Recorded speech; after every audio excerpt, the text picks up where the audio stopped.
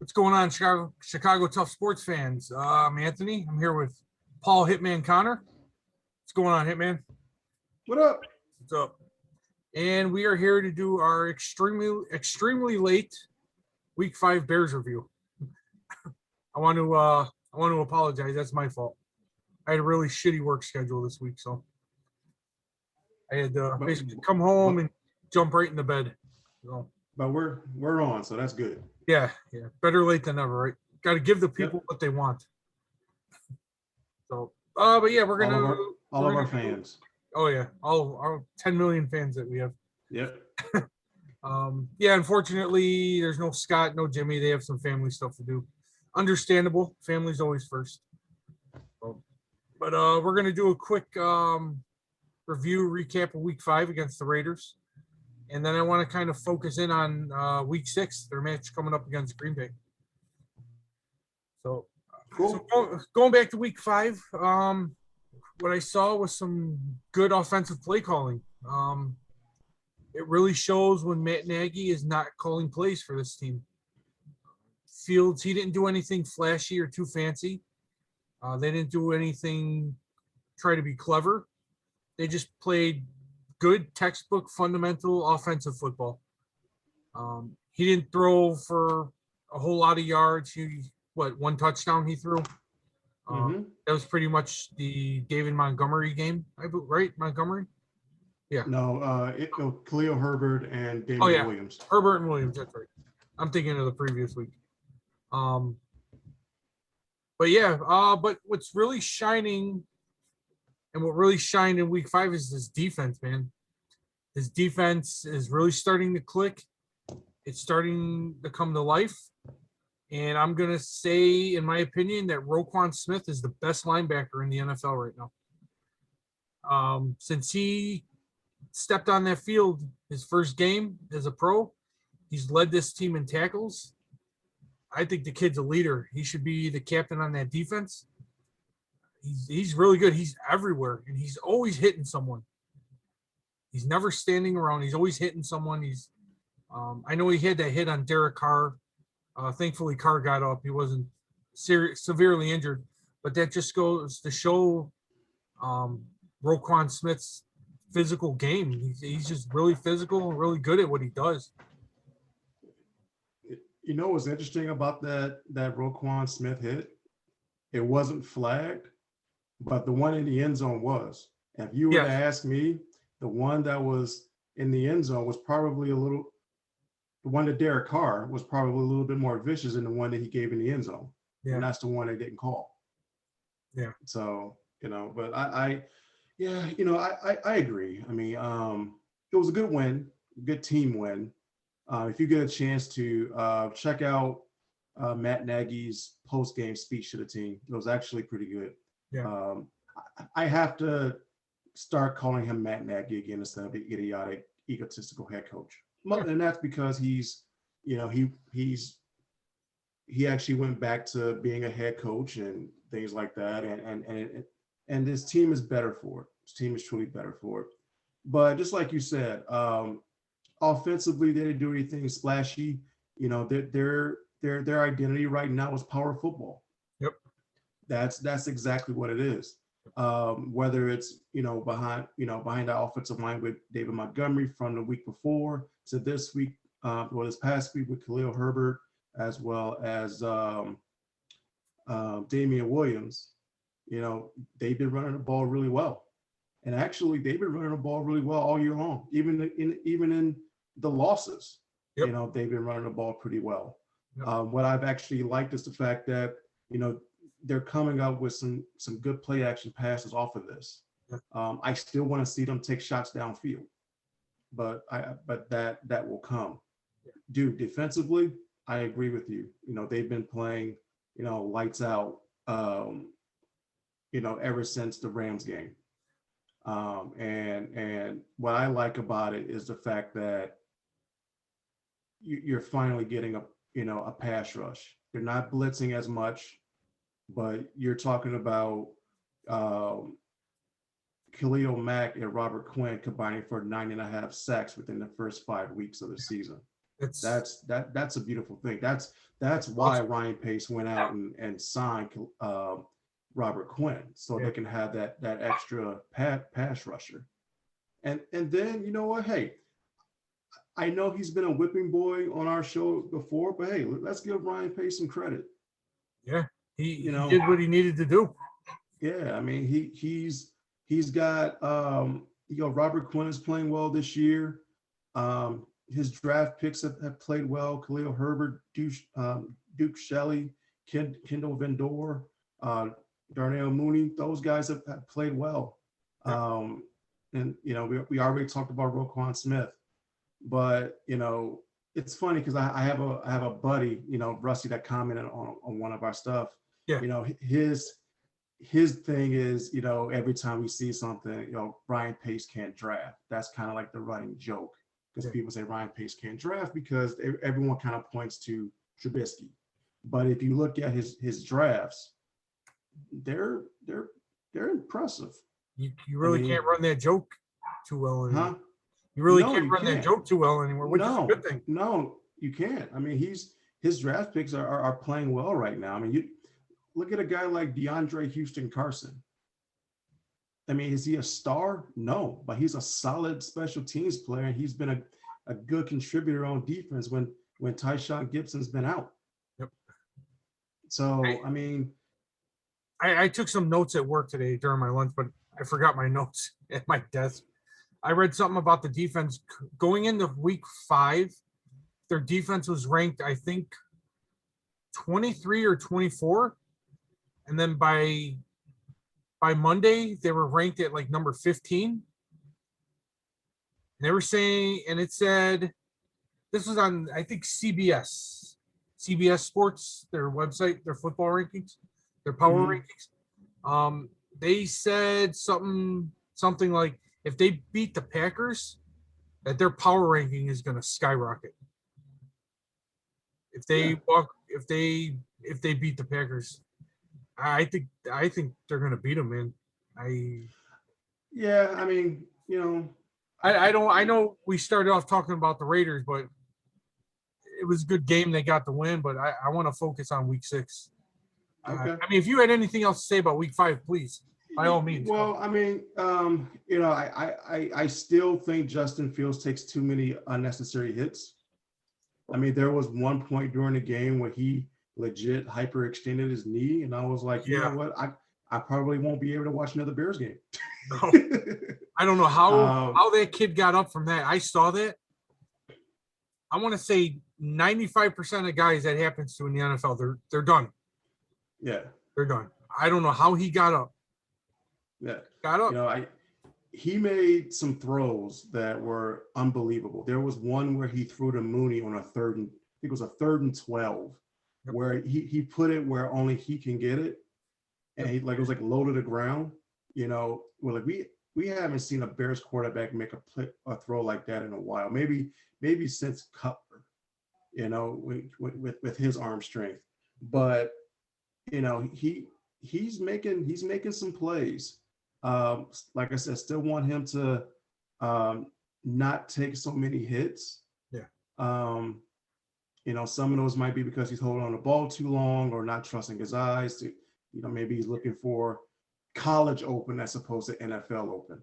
He needs to learn that it's okay to throw the ball, to throw the ball away, to avoid a hit. Yeah. It's okay that you don't pick up the first down on the long pass. If you have pressure, you have no one open, just throw the ball away. He needs to learn that it's okay to do that. Yeah, and he'll get there. There. Offensive line wise, this goes back to my original point about Pace draft picks. Cody Whitehair and James Daniels. I mean, James Daniels literally spine busted somebody during the game. I know. And that's I don't mean to cut you off, but I texted you guys and we did that video trashing their offensive line. And I said, I think Nagy watched our video, man, because this offensive line is doing really good all of a sudden. Jason Peters can block. Well, there was one play in particular, I think it was in the first half, where I think I think Khalil Herbert took the handoff from Fields and shotgun, and in essence, Jason Peters made 2 blocks. Yeah. It's like he went to the outside, got 1 block, and they came back inside and pancake. I think it was either a linebacker or a safety. And I was like, yeah. So I mean, when you simplify stuff for this offense, it works out. It works out. And like I said, we saw that last year, and now we're seeing it this year. And it's the past 2 weeks. It's okay for them to be a simple offense. Oh yeah. They don't, they're not the Chiefs, they're not the Rams. They have to be conservative and as smart as they can be. If that means they're going to be the most boring offense in football, but they're winning games, be boring. Yeah. I always make with boring teams, I always compare them to the San Antonio Spurs. This is how the textbook says to do it. This is how we're going to do it. Nothing flashy, nothing crazy. Just go out there and play. Right. If there's nothing there, throw it away. Yep. And that's okay if you're winning games. Now, if you're doing that, but you're losing games, then some things have to change, obviously. But I'm okay with what I'm seeing from the Bears right now. And I don't know if I heard it from you or Scott or on the radio or somewhere. The Bears are proving that they can develop Fields and win football games. Yeah, that's what they're doing. I mean, they're giving him just enough. They're giving him just enough so that's not overwhelming, but they're also going about it in a way that's good. That's why you have certain some fans are like, he should have started from game 1. Yeah. Yep. Well, let's move on to week 6. Let's focus on that. Mm-hmm. Yep. Green Bay Packers. I'll start by saying this, and I mean, this is just my opinion. It might be stupid. Correct me if you feel I'm wrong. Now, when it comes to Justin Fields, apart from him getting into a Super Bowl and winning, I feel his first game against the Green Bay Packers is going to be the most important game in his career. Again, besides if and when they get to the Super Bowl and when he goes to win that. Of course, that would immediately overshadow what I just said. But for right now, and until that happens, I feel this is going to be the most important game of his career. This is kind of like his initiation into the Bears organization. A huge rivalry. How long has this rivalry been going on? Long time. Yeah, a real long time. Real long time. This is, again, it's like his initiation. He has a huge opportunity to really show how good he can be and how good he is at the moment. The Green Bay defense isn't all that great. They give up a lot of short yardage throws, especially the slot receivers and tight ends. The long ball, it's kind of iffy. I wouldn't, unless they're getting whooped, I don't want to see Justin Fields go real far down the field as far as throwing goes very often. Maybe sprinkle it in once here and there, maybe to try and spread the defense to get the run game going. Yep. But Green Bay puts up points. We all know that. Devontae Adams, he's got Randall Cobb. Cobb hasn't done too much, but he's a threat out on the field. They have A.J. Dillon, and who's the other running back? His name is Aaron Jones. Yeah, Aaron Jones. And, of course, Aaron Rodgers throwing the ball. So they're gonna put points up on the Bears defense. If the Bears defense does not come out and play, if they do not dominate, Justin Fields will not be able to prove anything to Bears fans. If they could dominate, it's going to be a low-scoring affair, and I feel Justin Fields will edge out the Green Bay defense and eventually win this game on Sunday. But we need Quinn, we need Mack, we need Smith, we need everyone on that defense to come out and just play balls out and just shut down Aaron Rodgers. And I feel that they have the ability to do that. I feel that they're going to beat Green Bay this weekend because of their defense. And because of their defense, Justin Fields will be able to shine and really get on the good side of Bears fans. You know, regarding your initial preference regarding or statement regarding the most important, at least right now, the most important game regarding Justin Fields. I mean, I can see that just because of the rivalry. You know, there are those Bears fans that say, you know, we can go 2-14, and if those 2 wins were against the Packers, our season is gravy.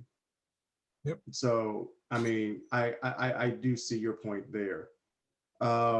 Look, Justin Fields doesn't have to necessarily go out and outduel Aaron Rodgers. He just needs to be efficient. One of the things I actually was looking at some stats. The Green Bay Packers defense is actually, in terms of yards wise, 6th in the league. Okay.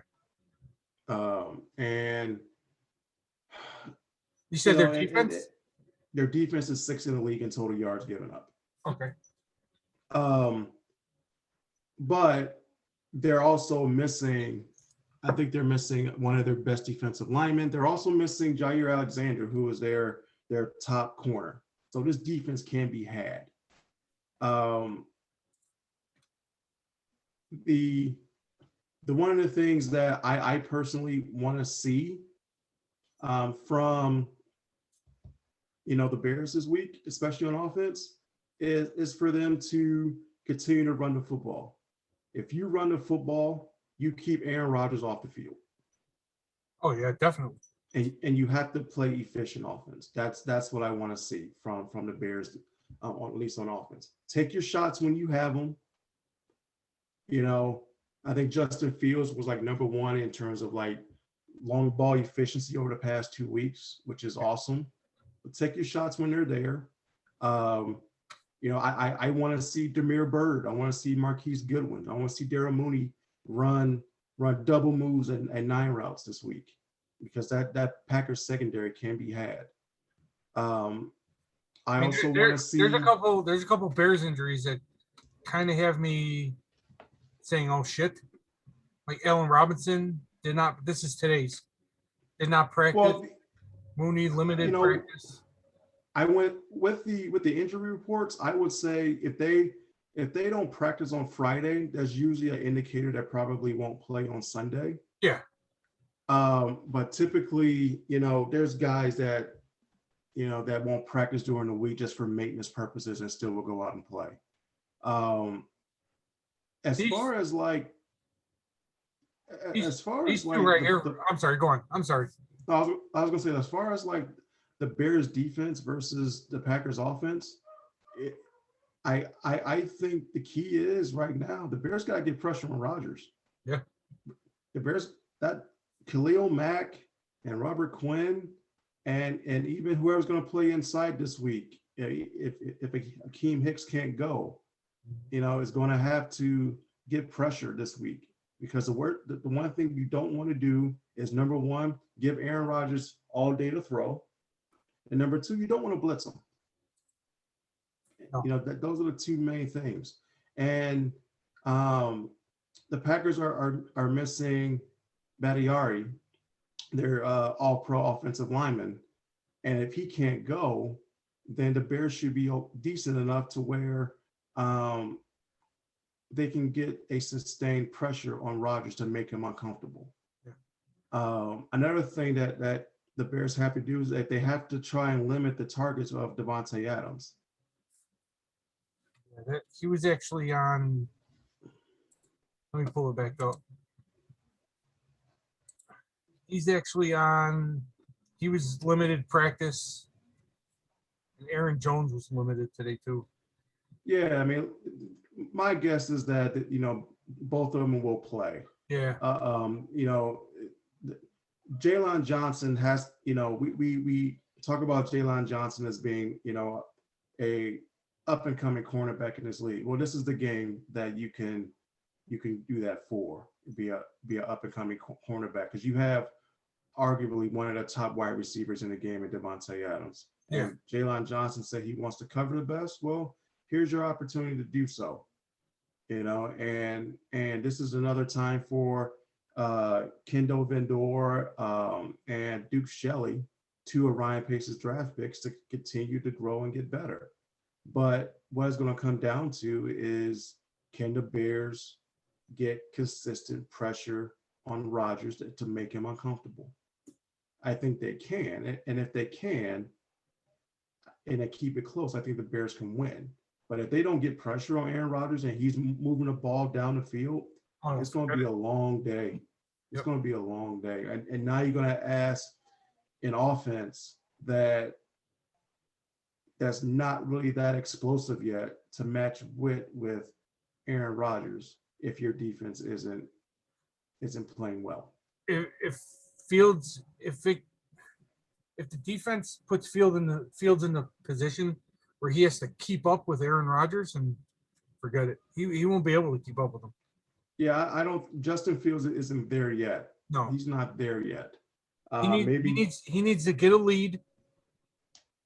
He needs to get the Bears a lead, and then the defense has to make sure Fields keeps that lead.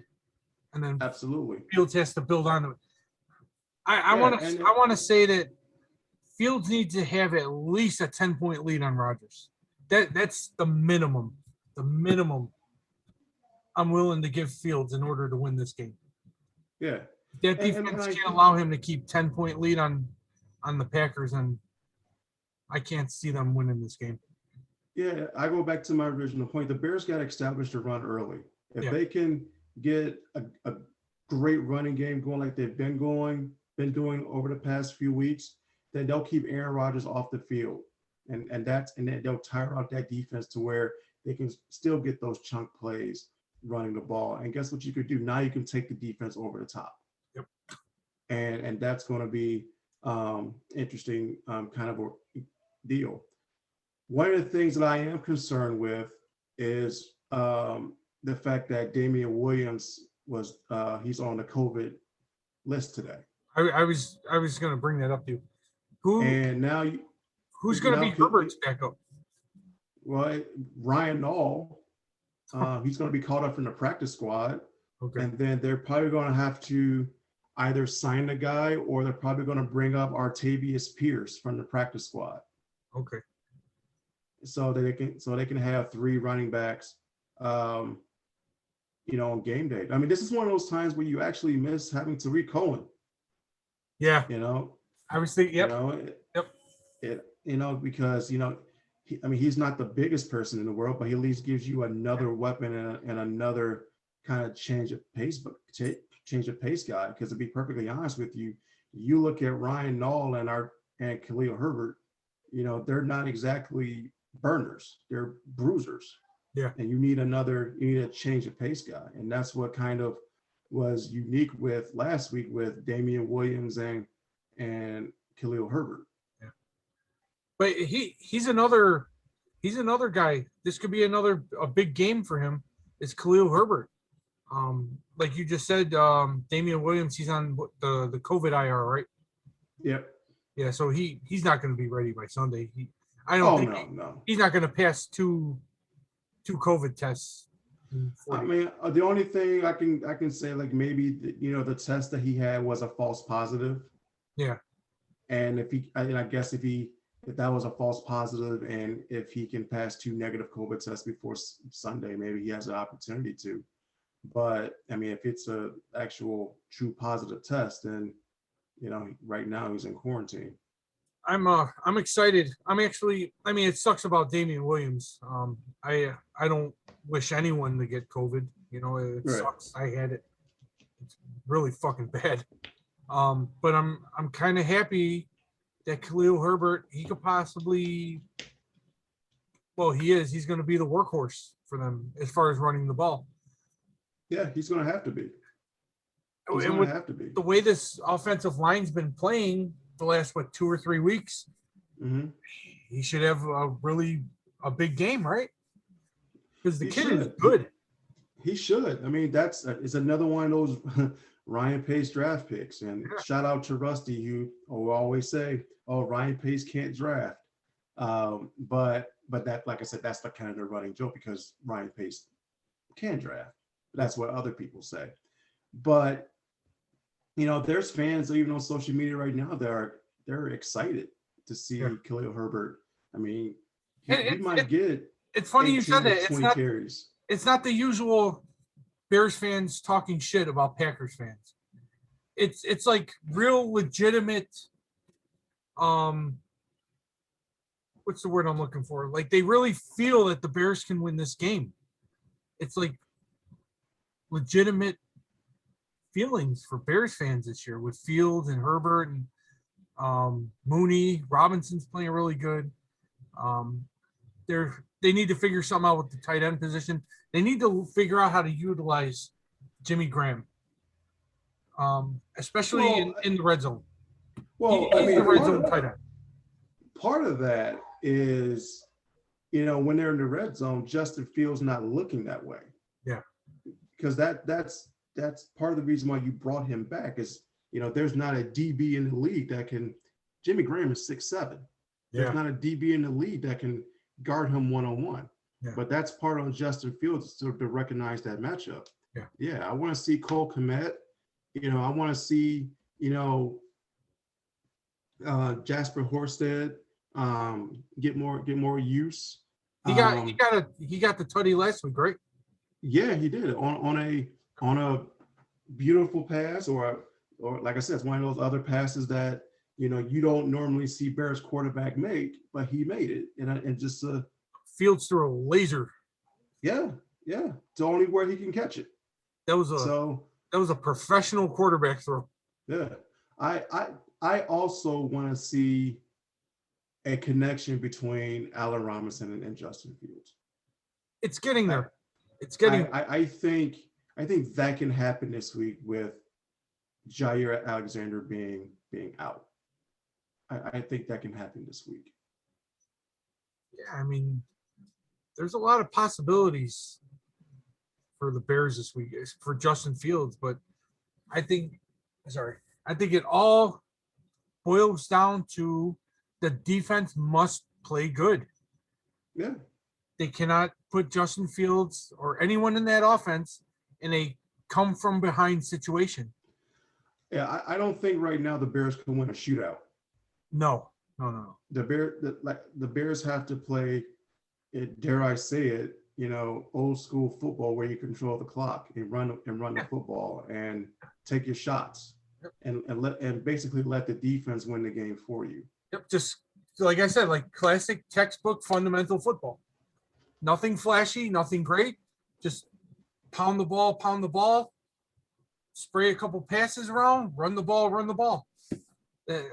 That's what they're going to have to do. But if they're down 10, 14, 17 points because the defense is allowing points, and Fields, it's going to be a wasted opportunity for him.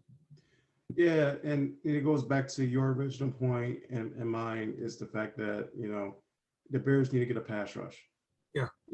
This is one of those where, Robert Quinn and Khalil Mack, this is another one of those games where they're going to have to earn that paycheck. Is Bakhtiari still out? Yeah, he's out. There you go. He's as far as I know, he's still out. And, if they can get a pressure, with those guys and also force Rodgers to, to stay within the pocket. And you also have, Mario Edwards and Blackston, playing inside along with Tonga and Eddie Goldman, you should be able to contain Rodgers enough to where, you can rattle him a little bit. Are you going to completely shut him down? Probably not, but you could probably force him into some mistakes that we all know that he's prone to make if he's pressured. Just imagine what it would do for the Bears defense if they shut Aaron Rodgers out, if they keep him out of the end zone.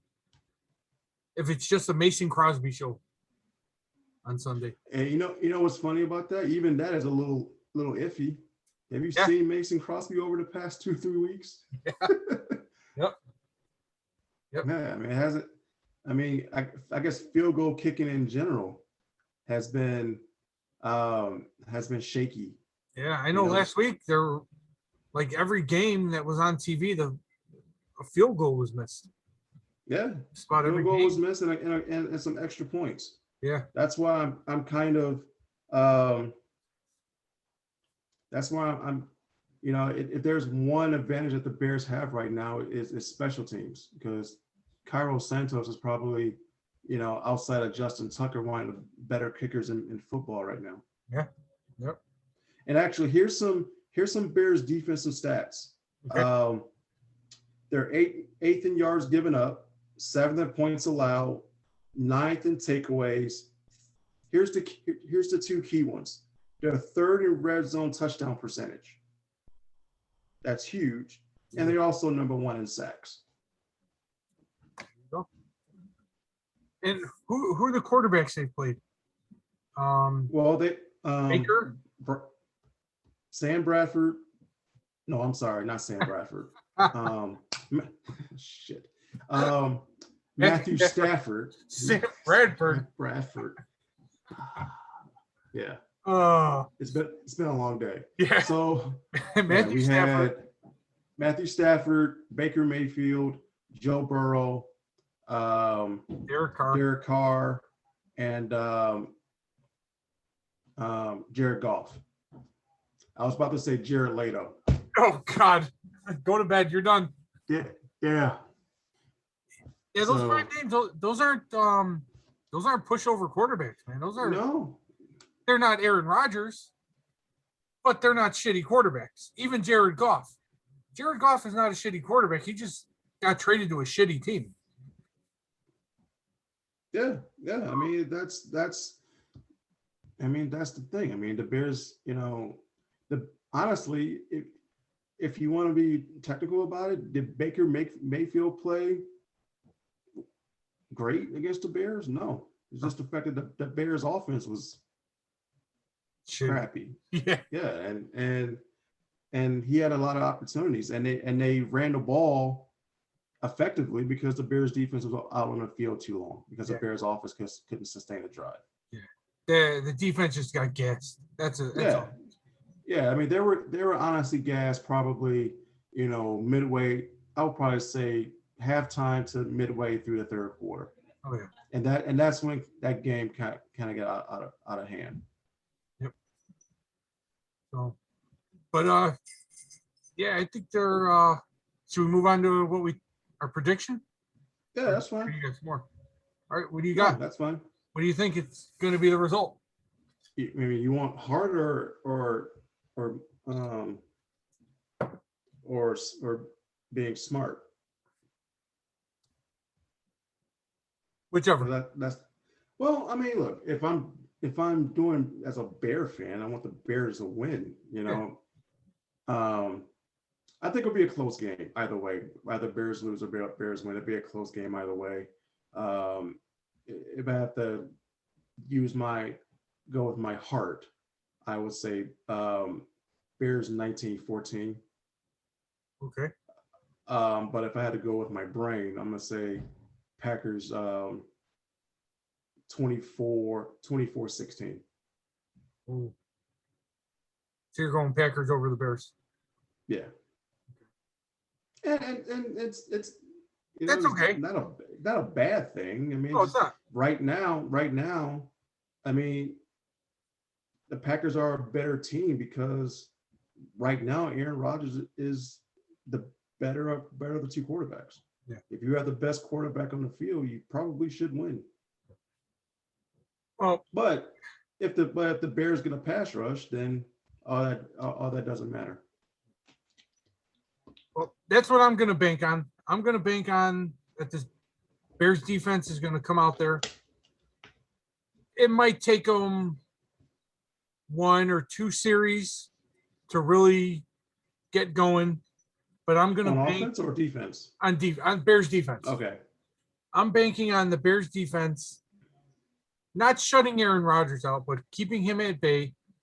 Roquan Smith, Robert Quinn, Khalil Mack. The last 2 stats that you read, the red zone points given up, and they lead the league in sacks, you said, right? Mm-hmm. I'm going to bank on that. There's no Bakhtiari. Aaron Rodgers' age is showing a little bit. He's a little slower. So I'm gonna bank on them keeping Aaron Rodgers at bay. I'm gonna say the Bears 24-20 over the Packers this week, man. I think they're gonna pull it out. Hey, you know what? Just an edge. Bears... They're not gonna kill them. I think they're just gonna edge this game out. Yeah, you know what? Here's the thing: if the game's close, then I do like the Bears' chances. If the game is close, I do like their chances. Yep. But you said something that was interesting, that you don't think, like, you think the first 2 possessions of the Bears defense might be a little iffy.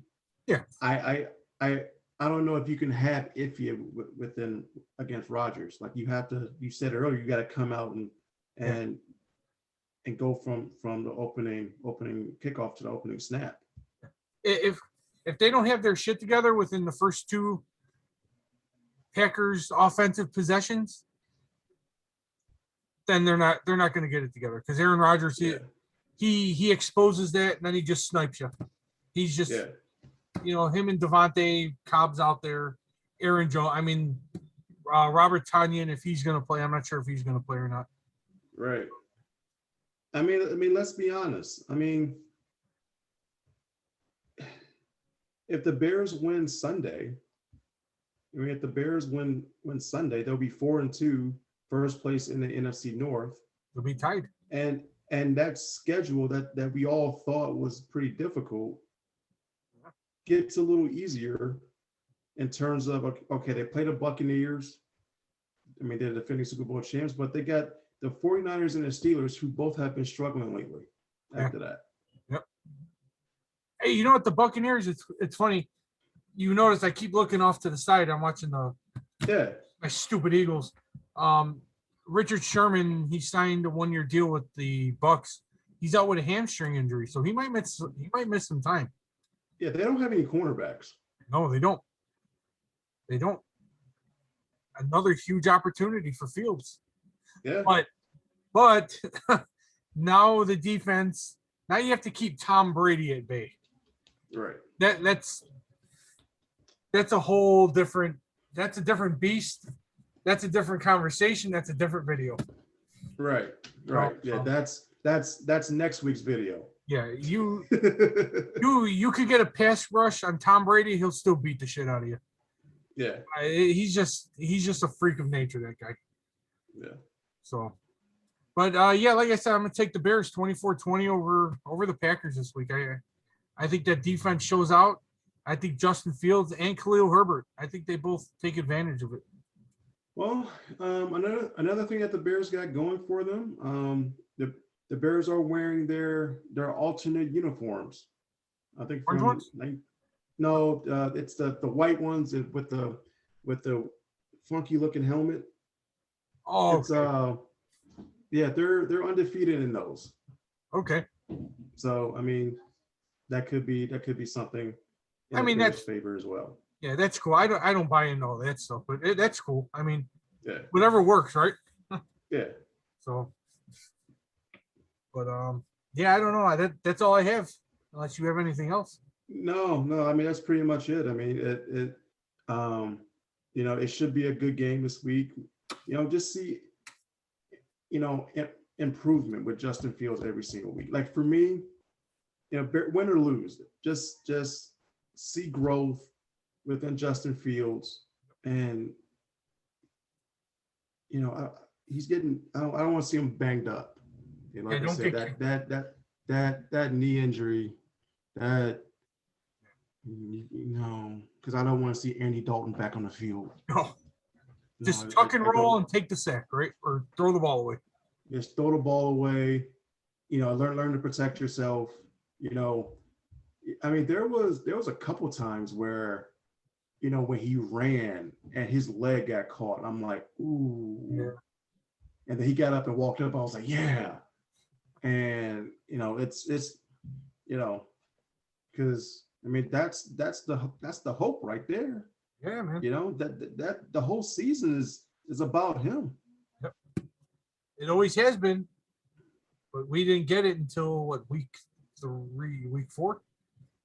Well, I mean, we got it week 2 because of injury. Bit. Got a taste. Then we got week 3, but in reality, week 4 came, and that's when Matt Nagy decided that he was going to be the full-time starter, in which I still would like to know who made that decision. It wasn't Nagy. Because it wasn't him. I watched his little press conference when he announced it, and he looked so incredibly depressed saying it, like because of I'm hoping that Ryan Pace went up to him and said, "Dude, you got to play this guy." Yeah. And what happened. For a moment, I hope that George went up to Ryan and was like, "Hey, what the hell is going on?" He said, "Hey, there's these 3 guys on YouTube talking shit about us. Yeah. And you need to start Justin Fields." Yeah, absolutely. They listen. Yeah, right. They should. So these 3 fat bald guys just sit there and they talk shit about us. Hey. I'm cute. Yeah, so am I. Yeah, so am I. So, but no, that's all I have. With a little announcement, Hitman and I, we're gonna start doing Chicago Bulls shows. I'm really excited about tomorrow. Tomorrow. Yes.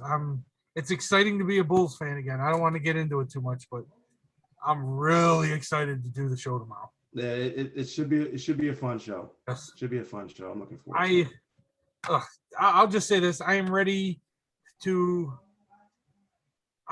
put the 3-peat Bulls in the closet and store them away. It's been fun. It's been great. But you know what? It's time to celebrate this. Yeah, I'm just really excited. I love what I'm seeing. I'm going nuts watching preseason games. Yeah, let's get into that tomorrow. I got some thoughts regarding this roster and even going back to last season and what they did. I'm gonna say a couple things tomorrow. I'm gonna say a few things tomorrow. You might reach through the computer screen and punch me in the face, but yeah, I'm gonna say them anyways because I really feel it in my heart because I love the way this team looks. Yeah. So should be a fun show. I'm looking forward to it. So, but yeah, make sure you like the video, give us a thumbs up, subscribe, and check us out over on our Twitter page. Hitman put some work into it. It's real nice. Chicago Tough Sports Pod over on Twitter. And yeah, thanks for checking us out. We appreciate it. And we'll see you tomorrow with our Bulls show. Should be good. All right, brother. Have a good one. Yep, you too. Yep.